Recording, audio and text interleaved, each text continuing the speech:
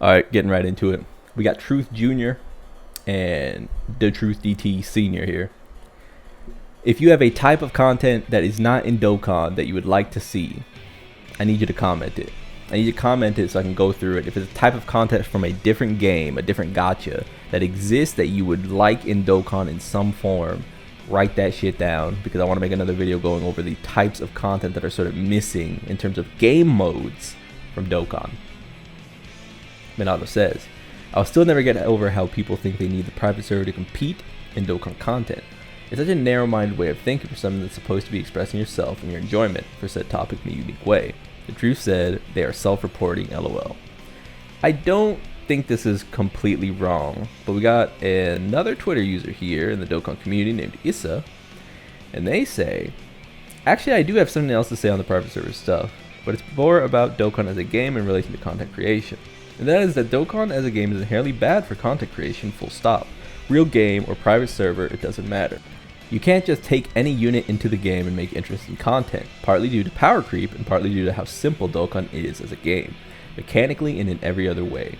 Yes, people like Diddy with the wheel spin in Summon You Use It, or J Fanta with free to play has found a niche, but that's about as far as you can go with Dokkan in terms of unique content creation, because it's very limited in what you can do to make things creative in the game itself and outside of it. It's also very limited. As well, monopolies exist on YouTube. This is very true, by the way.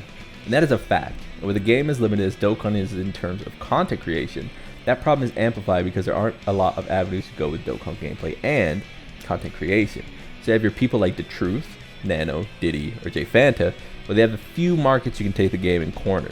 I would tell people that Dokkan is either the wrong game to be using if you want to be a content creator, YouTuber, or you need to do more than just Dokkan. I hate to say it, but Legends is far more viable for content creation than Dokkan is, because Legends is a fighting game. An incredibly simple one, but a fighting game nonetheless, with a competitive nature, combat, some level of skill that can be showcased. There's a lot more juice in it than Dokkan does, so when I hear that private servers are bad for content creators, I just laugh, because the private servers are not the problem. It's Dokkan as a game not being well suited for content creation outside of a few things. As well, me personally, I see private servers when it comes to content creation as a neutral game. You don't lose much, but you aren't gaining much from using it either, besides not having to put yourself in debt for your content creation, which may be that it's enough for some people. These are some good points, full stop. I'm not gonna lie to you. It's why I ask you to put down game modes that you have in mind for Dokkan that do not exist in it currently. Because I've had this idea of Dokkan for a long time. I used to play a game called Epic 7, and Epic 7 was much more like Legends, except it's even more competitive because it's sort of like a team building. You need like a healer, tank, double damage, or any combination of the four types of characters. You can almost imagine as a like Pokemon analog. There are even types, and then there's like gear stats and such. That game basically has limitless potential for content creation, as long as you're entertaining, because your units will always be built different than the person watching you. You might be building them for different use cases. You might not have them and use another character that's maybe less represented in the meta that fulfills the same role. So I come over here, and this is YDCB. He's a very known Epic 7 player and content creator. And right here, he's doing something called a Guild War. I don't think Dokkan needs PvP at all, but what this is, functionally, is a PvP AI game mode. What they've done is, this player, independent of YD, set his team as these three characters in advance. These are the defending characters. They have his gear, they have any of the imprints on them, and they typically work in a very similar fashion no matter what. They work as if they're on auto. If you set like Dokkan to auto battle, that's how these defending units work. His job is then to pick units that can beat them either by initiation, manipulation, just outgearing him, or being able to snipe these units that are valuable so that they can't return fire and kill his units.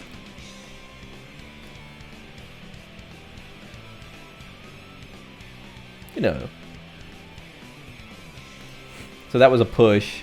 He then pushed his team up again. He goes to kill this thing. Boom, boom, kills it. Now, obviously Dokkan's a very different game than this, but this is a facet of the game that you can get really into. That said, there is also an entire gear system that exists that'll keep you grinding for hours and hours. Dokkan doesn't really have an analog to this. Is Dokkan's content completely outdated at this point? Because I think of games like Genshin and games like Honkai, all of these newer games that fit into the same space as being PvE focused, but with a much higher ceiling for content creators, as well as a much higher ceiling for content creation by the developers themselves. What does Dokkan really do when you think about it after this point? Like, let's take a look at this. Like, the truth showcase, Toonrami showcase. You know, Oni King is out here making documentary style content. That's pretty cool. Costume changes, hot takes, memes. Again, another Oni King style, like long form. That's very cool. Showcase.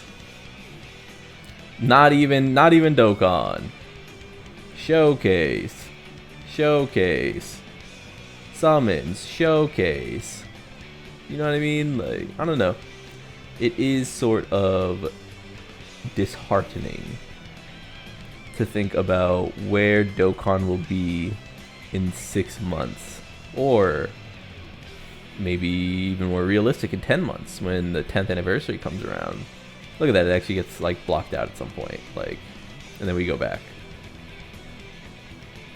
Dokkan definitely needs, I think Dokkan by the 10th anniversary and beyond needs to look into more formulas. It can't continue to be red zones.